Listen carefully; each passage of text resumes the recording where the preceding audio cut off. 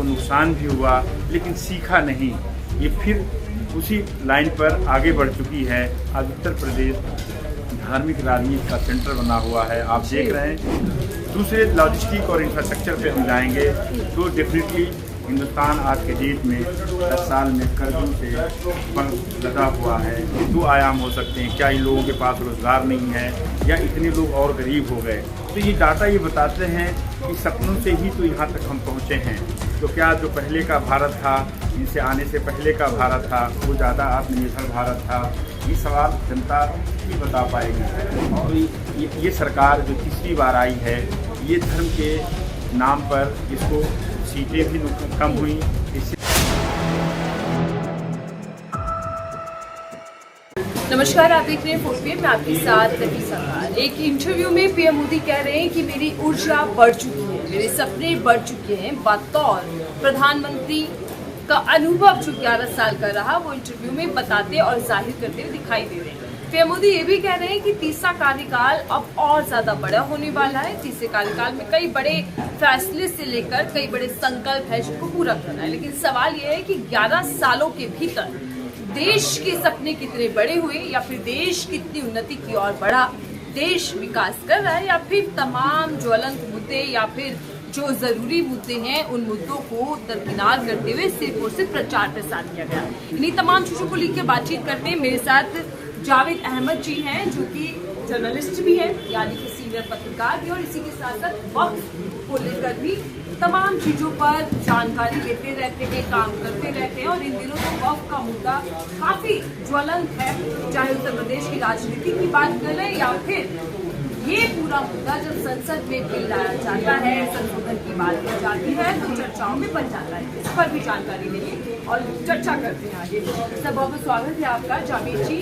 जावेद जी, शुरुआत पीएम मोदी से करते हैं, क्योंकि पीएम मोदी का पहला पॉडकास्ट आया और पीएम मोदी जिस तरीके से कह रहे हैं कि तीसरे कार्यकाल में मेरी ऊर्जा बढ़ चुकी है, मेरे सपने बढ़ चुके हैं। और कौन प्रधानमंत्री अपना एक्सपीरियंस तो बता रहे हैं कि उनका अनुभव क्या रहा, लेकिन आपका अनुभव क्या है? सिटीजन के होने के नाते, जर्नलिस्ट के नाते, पत्रकार कैसे देख रहे हैं 11 साल? बहुत बहुत शुक्रिया 4PM की तरफ से, वो हमारी तरफ से और आपके दर्शकों को। प्रधानमंत्री की जो सपने हैं वो तो बेपनाह लोगों को दुनिया में देखते हैं और बड़े अजीब शख्सियत के मालिक हैं, और जो भी कहते हैं बहुत ही दमदार और धमाकेदार तरीके से कहते हैं। 11 साल से सपनों में ही हिंदुस्तान उलझा हुआ है।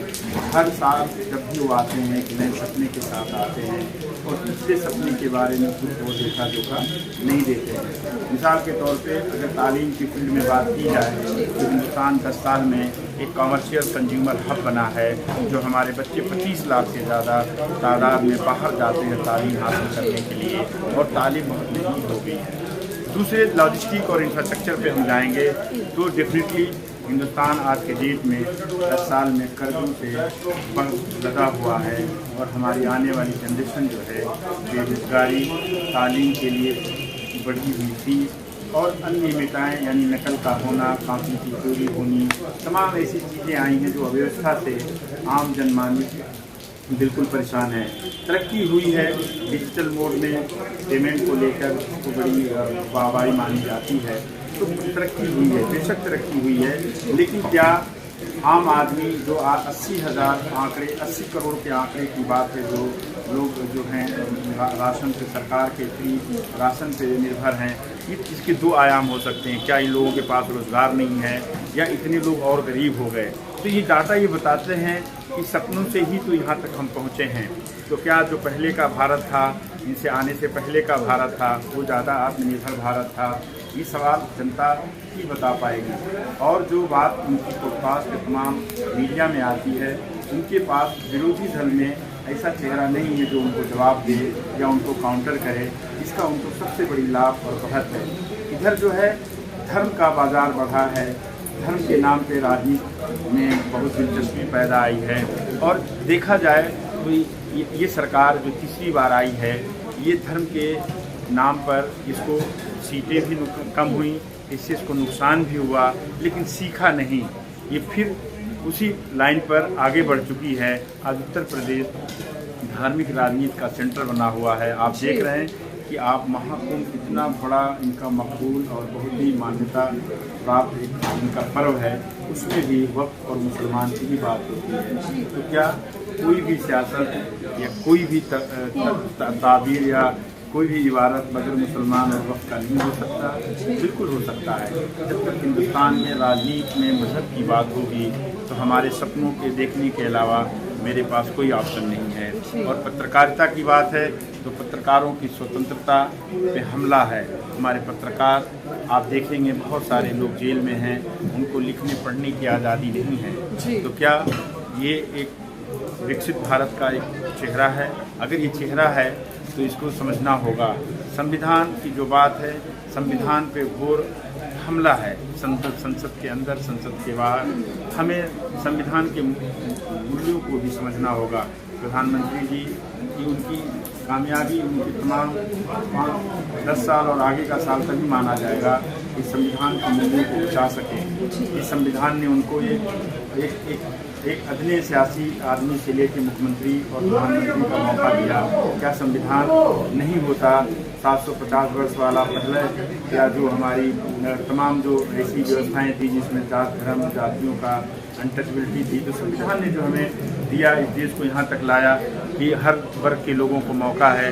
तो हमें ये भी समझना होगा कि क्या संविधान इतने दिनों में बचा कि नहीं, उसकी सुरक्षा हुई कि नहीं। तमाम पहलुओं को आपने उठाया।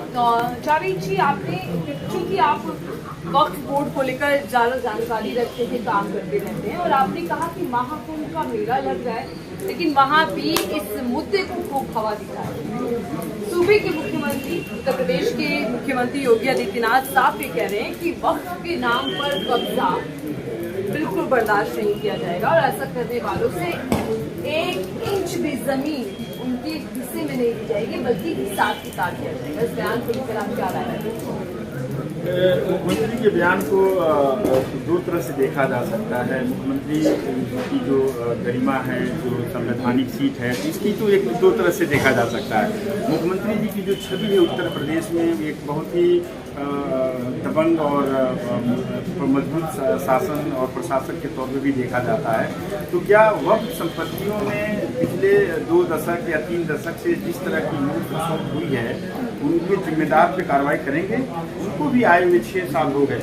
क्या जो वक्फ संपत्तियों में जो भू माफिया के तरफ पे वक्फ बोर्ड काम कर रहा है, जो उनका कहना, मेरा ये मानना है कि पूरे उत्तर प्रदेश नहीं, पूरे भारतवर्ष में वक्फ संपत्तियां जो हैं वो एक तरह से डॉक्यूमेंटेड है। और मैं आपको एक बैकग्राउंड में बताऊं कि पूरे मुल्क की जो वक्फ है वो एक लीगल और बहुत ही वेल डॉक्यूमेंटेड है, और ये कदीम है, प्राचीन है, और इसके डॉक्यूमेंटेड है। और पूरा मुल्क जो है इंच बाय इंच जो है डिजिटल है, इस वक्त डॉक्यूमेंटेड है। तो ये जो आह्वान है ये बहुत वेलकम है कि हर इंच का सर्वे हो। लेकिन वक्फ बोर्ड के रिकॉर्ड रूम का दरवाज़ा क्यों बंद है? अगर सरकार अभी अमेंडमेंट एक्ट आने में अभी देर है, लेकिन 25 नवंबर 2024 में सरकार एक वक्फ रूल एक्ट लाती है, और अभी डीपीसी की दौरे उत्तर प्रदेश में, वेस्ट बंगाल में, बिहार में अभी बाकी है। सरकार ने पहले से ही उसमें जो दिए हुए प्रावधान है उस रूल्स में ले लिया है। और आपको जान के ताज्जुब होगा कि सरकार पैरेलल 2 सर्वे करा रही है। एक करा रही है हाईकोर्ट के निर्देश पे, और एक करा रही है जो इंच बाई इंच वाला है 2022 से। तो 1359 फसली वो डेट है, वो टाइम है जिसमें 1860 के बाद पहली बार हिंदुस्तान में बंदोबस्ती रिकॉर्ड हुआ, 1951-52 में हुआ।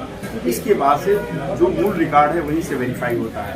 उस वेरिफिकेशन में ये ज़रूरी है कि जो रिकॉर्ड वक्फ बोर्ड में दर्ज है उसको धारा 37 और ये कहती है सरकार, जो नियमावली है कि अगर जो रिकॉर्ड धारा 37 में अगर दर्ज है तो उसको मिल्कियत मानी जाएगी कोर्ट के रिकॉर्ड के मुताबिक, और जो राजस्व के रिकॉर्ड में अगर दर्ज है तो उसको भी मिल्कियत माना जाएगा। अब सवाल ये है कि जब तहसीलदार या पटवारी मौके पर जाता है गाँवों को जांच करने के लिए, तो उसको जो है वक्फ बोर्ड से धारा 37 काफी मानी जाती है। मैं आपको यहाँ बताना चाहूँगा, आपके दर्शकों के आपके माध्यम से, कि वक्फ बोर्ड इस वक्त कोई काम नहीं कर रहा। शिया सुन्नी वक्फ बोर्ड उत्तर प्रदेश में, वहाँ पे जो चीफ एग्जीक्यूटिव ऑफिसर हैं वो प्रशासनिक अधिकारी हैं, ज्वाइंट सेक्रेटरी हैं प्रदेश में, उसमें सचिवालय में, लेकिन वो ऑफिस नहीं जाते और उनके न जाने से चेयरमैन की भी अवेलेबिलिटी नहीं है। तो वहाँ पे रिकॉर्ड के लिए लोग डिफरेंट जिलों से जाते हैं, गाजियाबाद, बुलंदशहर, पूर्वांचल से, पश्चिम से, लेकिन लोग बैरन वापस आते हैं। तो यहाँ पे सरकार को चुस्त दुरुस्त अपने रवैये को अख्तियार करके और एक संदेश देना चाहिए मुख्यमंत्री को कि इंच बाई इंच वेरिफिकेशन के साथ साथ उनको रिकॉर्ड मुहैया कराया जाए। अगर रिकॉर्ड मुहैया कराया जाएगा, अभी तक सवाल ये है कि वामसी भारत सरकार एक पोर्टल है जो पिछले तकरीबन 5 साल से वो डिजिटाइज कर रही है, जियो टैग कर रही है, लेकिन कंप्लीट नहीं। लेकिन सीएम योगी आदित्यनाथ तो जैसा आप कह रहे हैं कि ये बताना चाहिए, इस तरीके के निर्देश देने चाहिए, लेकिन वो ऐसा करते दिखाई नहीं देते। वो साफ तौर पर ये बयान देते हैं कि सर्जरी एक बार जरूरी है, उस सर्जरी के लिए हमें तैयार रहना होगा, थोड़ा कितना भी बड़ा क्यों ना हो, एक बार सर्जरी हो जाएगी तो फिर आगे कभी नहीं दुखेगा या बढ़ेगा।